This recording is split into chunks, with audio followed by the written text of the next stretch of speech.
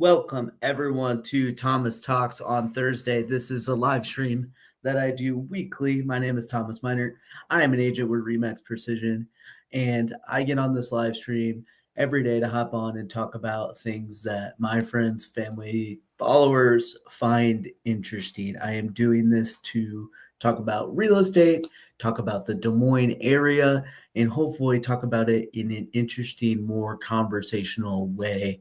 I am not looking to just do over edited 30-second, 60-second clips that just show you the best parts of me. I'm here so you guys know what it's like to have a real conversation with me. So today, my idea was that I posted yesterday and I got comments was, what are questions that you would ask if you were interviewing a real estate agent to either represent you in selling your house or buying a future house? And I got some good comments, and then I'm going to end it with a few of my thoughts of what I think are productive questions to ask and productive things to think about when you are looking to pick your next real estate agent. If you want to make picking your next real estate agent even more simple, just go ahead and call me, email me, go on my website. That'll be very, very simple. But let's jump into the questions that some of the people think might be useful. If you are watching live and you have a question that you have always wanted to ask a real estate agent, go ahead and comment it below and I will answer it live and we can have a conversation live. So let's jump into it. Let's have some fun and let's talk real estate, and then let's wrap up the day and start watching basketball because I believe the Ohio State TCU game is tipping right now. So let's get into it. Zach Miller commented saying, I would ask if the realtor has any experience selling a home in that particular area. I think this is a somewhat of a productive question to ask, whether you're selling and or buying, because there might be some things about the neighborhood that people that just visit the town every now and then might not know. There are definitely some advantages to going with a real estate agent that you trust that maybe isn't necessarily like a neighborhood expert in that area, because ultimately I feel like a lot of this type of stuff comes down to trust. And I would take the experienced real estate agent that I trust over the neighborhood expert that I don't know and I don't have any experiences with. But I definitely think this is a productive question. And I'm going to show you guys something that I think is kind of interesting after this next question as well, too. My father also commented, Tim Miner also commented saying, I would ask how familiar you are with the neighborhood in my target area and where I want to live. So kind of a similar type of question. I already kind of sort of talked about it with Zach. And this all kind of depends on the area that people are talking to me about. But I'm going to show you this. And I'm going to make it as big as I possibly can to hopefully, yeah, there we go. This is all of my sales that I have done as a real estate agent on the map. And I hope that this is hopefully clear enough for you guys. But to give you guys a little bit of context, I've been selling real estate for just under 7 years now. And in my 7 years, I've sold over 83 houses, and I have 2 under contract right now. And the transactions per year that I'm doing keep either staying the same or going up every single year. But this is kind of a map. And honestly, this is just as tight as I can make it on the Des Moines area as possible. But if you're looking at this map, you could see there is not, I mean, we got Polk City up there. I've sold houses in Polk City. I've sold plenty of houses in Ankeny. I've sold in basically every quadrant of Des Moines that you could talk about. I have put a home under contract there. Norwalk, obviously, I've sold plenty of Norwalk, Indianola, Carlisle, like I said, northeast, southeast, southwest, northwest Des Moines. I've sold them all in there. Waukee, Grimes, Adel, Urbandale, Johnston, West Des Moines, different parts of West Des Moines, Altoona, Bondurant, Pleasant Hill. I have sold in pretty much all of those areas over my career. So I know the Des Moines area. How many of these would I say I'm quote unquote an expert in? Maybe it's just me being modest, but I would not say that I'm an expert in all of these. But I can say that if you're looking in the Des Moines area, um, I can help you purchase a home in the Des Moines area. I don't think looking for a neighborhood expert is necessarily a bad idea, but like I said earlier, I would more personally lean towards someone I trust and someone that at least has a decent amount of experience helping people purchase and sell homes in that general vicinity. The disclaimer I will give to this is I have seen um, people try to hire real estate agents that live in a completely different market in general. So when I say completely different market, Ames is about 45 minutes to an hour away. And I have seen people hire Ames real estate agents to come down to Des Moines area and sell there. And I feel like that's a little different just because if you're an Ames real estate agent, a majority of your days are showing houses in the Ames area and they're not necessarily spent going to Des Moines. Those agents might come to the Des Moines area once every 3 months, once every 6 months, depending on the agent. But that is definitely something to think about. Is at least making sure that your agent that you're thinking about using is aware of the pros and cons of the neighborhood that you're selling or thinking about purchasing in. But do you need to hunt down that neighborhood expert, that real estate agent that lives next door? I'm sure there's some buyers and sellers that are appealed by that, but I don't think it should be high on your priority list of what you're looking for. Part of that is some of my opinion, but part of that is based in facts too, because there's a lot of other things in the real estate transaction that are important that don't have to do with knowing the specific neighborhood. Father here jumping in with jokes as always. My dad commented saying, "Do you believe in advertising using your face in your cakes and restrooms?" I believe in advertising in a whole different variety of ways. I have relied on social media a lot in my career.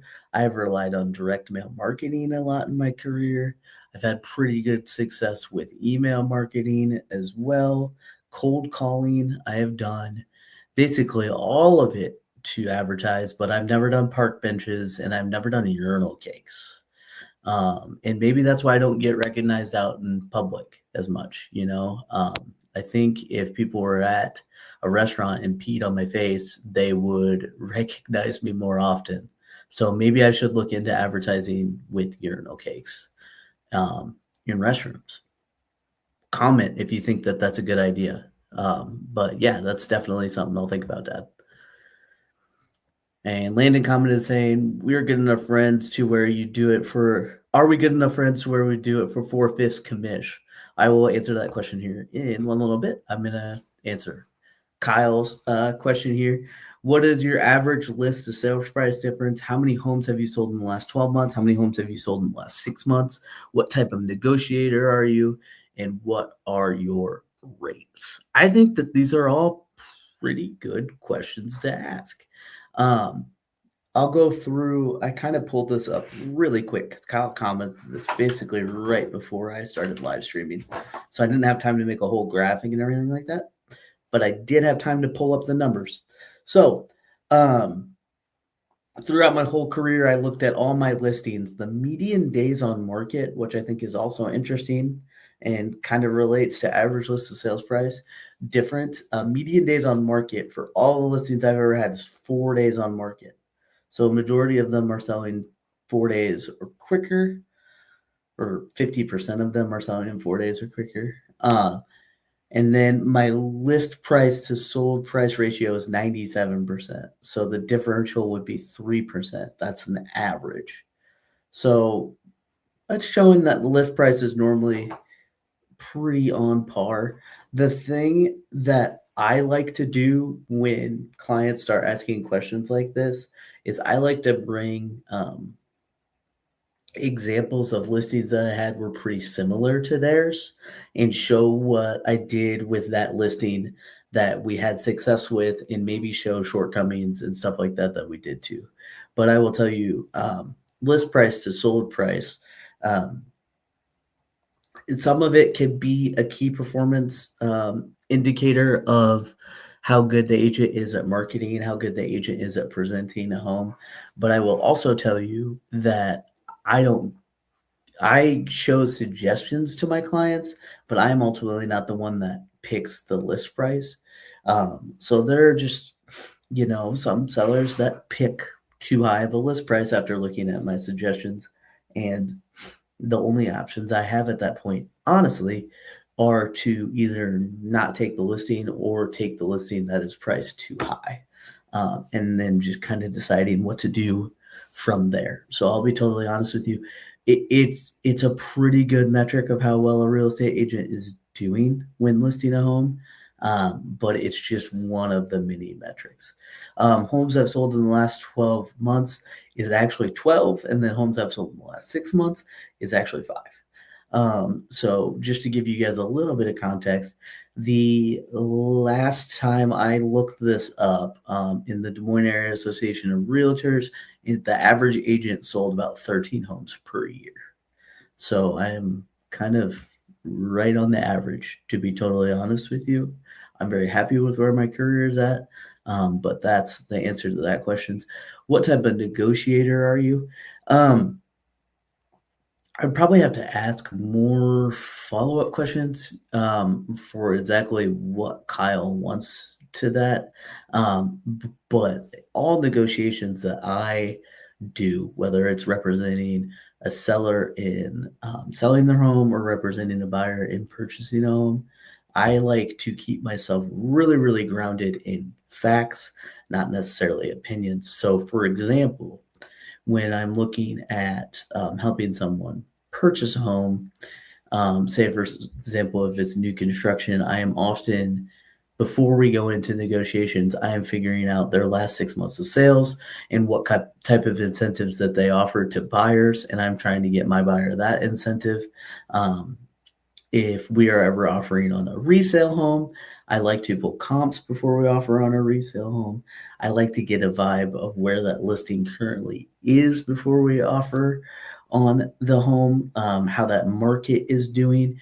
Bring as many facts to the buyer or seller as possible before we make a deal, and try to really keep the negotiation grounded in the real world, in facts, not in opinions, not in feelings, because when opinions and feelings start to fly around, that's when sour moods start to develop, and that's when negotiations can go bad.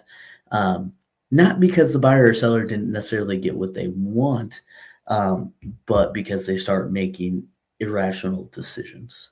Ultimately, my goal when helping someone sell their home is to help someone sell their home as quickly as possible for as much money as we possibly can. And I want it to be as stress free as possible. So I have learned that to do that, you need to communicate well and keep the situation grounded in as many facts as you possibly can. That is always what I have believed. So both Landon, my best buddy Landon, and Kyle also mentioned rates. I'm going to not go into extreme detail on this, but I will tell you in the state of Iowa, commissions if you have a buyer's agent and commissions if you're hiring a listing agent are completely negotiable. And I will tell you that I will sit down and have a conversation with you. And to me, it is all about the services I'm providing and where I feel like the services that I provide compare to the rest of the market. And then from there, we can have a conversation about compensation. And you will come out of that conversation hopefully feeling very, very comfortable with where we are at. But Just as a fair warning, if you're talking to any other agent, that's not me. One, shame on you. Two, be very, very aware that there's no such thing as a flat or there's no such thing as a set rate in our market. They might try to do some other words to kind of imply that, but commissions, compensation in the state of Iowa and in the whole United States is negotiable. So, depending on what type of service you want, just know that this is all negotiable. So, let's I'm going to pop this down and then I'm just going to talk to you guys like this. Some questions that I think would be good to ask if you're interviewing an agent. One of those things that I pride myself is on communication. So I would talk to the real estate agent about what their baseline of communication is, what's your preferred communication, and hopefully they flip that question right around and ask you what your preferred communication is. Because I have clients that like to text, I have clients that like to email, I have clients that like to phone call, and I have clients that like to show up at my front doorstep. So there's a wide variety of different types of communication styles, but your agent, and honestly, you shouldn't even have to ask this, but your agent should be setting a baseline of this is how I'm going to communicate to you, this is how often I'm going to communicate to you, and kind of set that expectation and smooth out that whole thing. So, for example, when I take on a listing, I send out a listing update every Monday, or I'll set a different day, but most times it's Monday.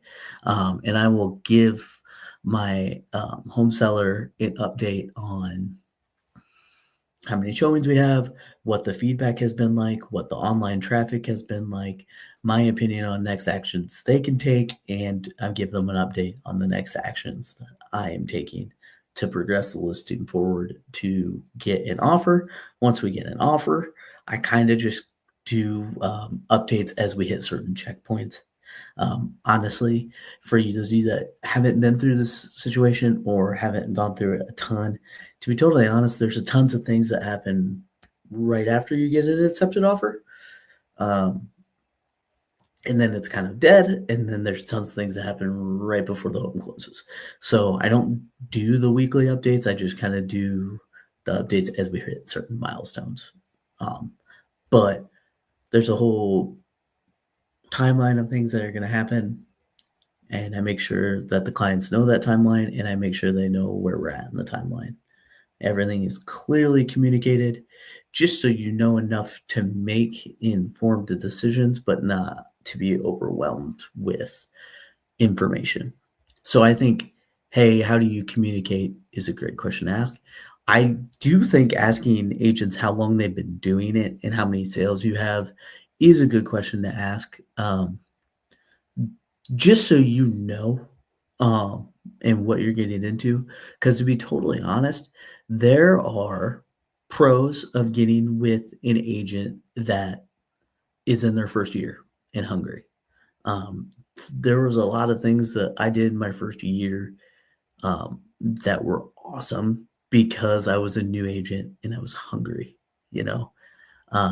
And then there's a lot of advantages now to me being that agent that's doing anywhere from 12 to 22 deals a year that are even better. But there are some drawbacks to I have more than one buyer client right now. And if you need me to be at a house in an hour, that's going to be harder for me now than it was back when I was only selling 2 to 3 homes a year. So there are pros and cons of both. So, and I think asking an agent how long they've been in it and how many deals they are doing a year is a good question to ask. The other fun fact about that question that I will throw out to you is that 87% of real estate agents quit before year 3. So if you know any real estate agent that is still doing it after 3 years, it's a career and they're taking it seriously. So that is something to think about as well too when you're asking them how long that they've been doing it. So yeah, how long you've been doing it? What's your communication style? For listings, I really, really, really, really would encourage you. A majority of your pre-listing discussion should be centered around two things. It's what's the pricing strategy and making sure you're both on board with what the pricing strategy is. Hopefully, your agent that you're interviewing is laying out the comparative properties, making adjustments so you can see kind of sort of what exactly is the price after you make adjustments. What range should your home be in? Then from there, you guys are talking about, okay, what's most important? Are we looking to sell this as quickly as possible? Are we looking to try to risk it and try to get higher dollar? And then how does that adjust what price we're going to have it at? Okay, we've set price. Now, Thomas, Mr. Real Estate Agent, what are you going to do to properly present this home to get an offer and hopefully get the best offer that we can? That's when we really start to get into the suite of services that an agent like me can offer to advertise the home and put it in the best spotlight, get the most eyes on it as possible, get the most people in and touring the home and getting you an offer, because it's all a funnel, and the biggest thing to get people into that funnel and find the few people that are going to offer on your home is to advertise it properly and have it priced properly. Those are the two biggest things. So those should be what you're focusing on when talking with a listing agent. And then finally, this is more of a question that you have to ask yourself is, do I trust this person? Because if you don't trust a real estate agent, you are essentially just doing it by yourself. Because if you're reaching out to an agent and asking them questions and genuinely taking their opinion and using it, that's when you really, really start to win. But if you're asking them opinions and you're doing the complete opposite, your agent that you're working with is going to be frustrated with you and you're going to be doing it by yourself. So, do you trust the agent is a big question that I would ask. That's it. That's all I got. Thank you guys so much for watching. I hope you guys found some value out of this. If you're watching this later, please comment with questions and I will answer that in my next live stream. But otherwise, thank you and have fun watching basketball.